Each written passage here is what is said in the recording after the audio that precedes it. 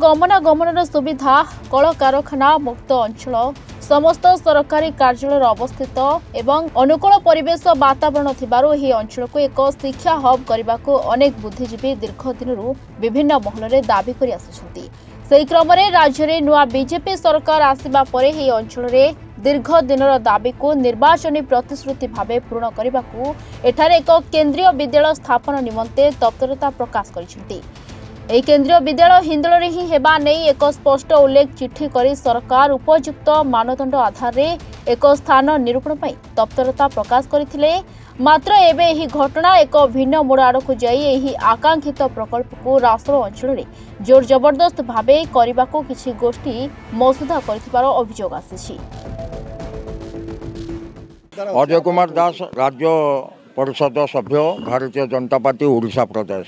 मोर से जो केंद्रीय विद्यालय हिंदोल मान्यवर केंद्र मंत्री श्रीजुक्त धर्मेंद्र प्रधान जो देइछन हिंदोल को मुझे स्वागत जनाऊँ धन्यवाद दूसरी।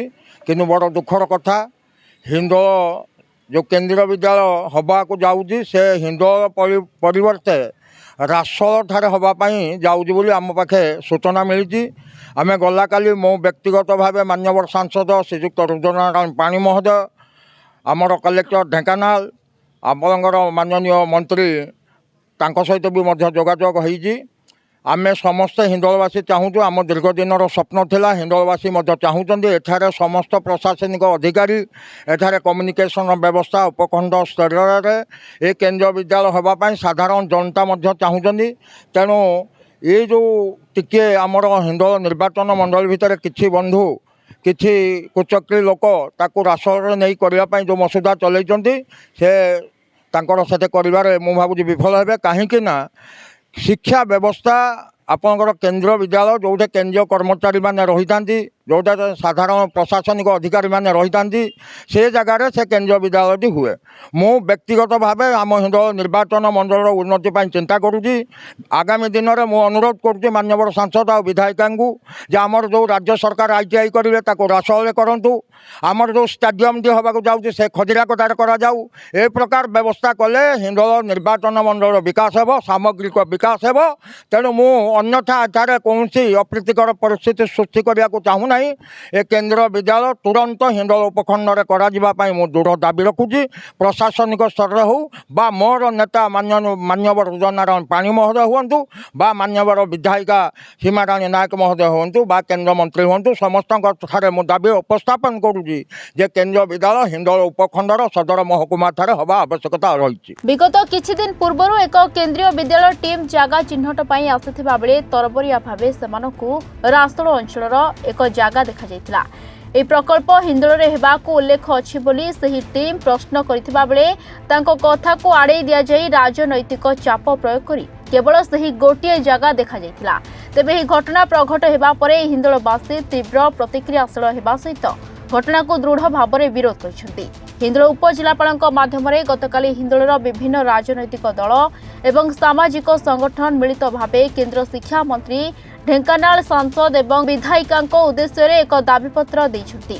आगामी दिन में हिंदोलर दीर्घ दिन प्रतीक्षित एही केंद्रीय विद्यालय को हिंदोल सदर महकुमा न कराकले दलमत निर्विशेष हिंदोलवासी तीव्र आंदोलन को ओह्लाइबे बोली चेतावनी दैछंती। कुबेर कुमार बेहरा हिंदोल भारतीय जनता पार्टी हिंदोल NSC नगर सभापति।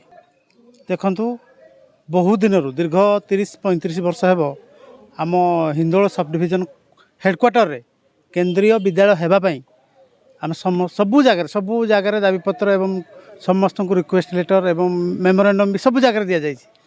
किंतु आमको सुनिबा को मिलला जे अन्यत्र अलग जगार केंद्रीय विद्यालय जोटी किसी सुविधा नहीं किसी नहीं सेठी हेबाई कौन चली प्रस्ताव चली। आम दलगत निर्विशेष हिंदोलवासी आज सब कलेक्टर सार को भेटिलु तांकू दाबीपत्र देलु। से आमको आश्वासन देइचंदी जे जेमिति हो आमर ये हिंदोल सब डिविजन हेडक्वार्टर रे केंद्रीय विद्यालयटी हेब। देखंतु आमे जो मेमोरेंडम टी सब कलेक्टर सार को देइचु तांकू सांसद ढेंकानाल विधायिका हिंदोल समस्त को ये मेमोरेंडम देबू एवं तांको भेटिबु एवं हिंदोल सब डिविजन केमिति केंद्रीय विद्यालयटी हेबो ता लगी समस्त हिंदोलवासी या प्रति आमे ध्यान देबम तांको पाखु जाइगी या केमिति हबो ता पई लागिबु।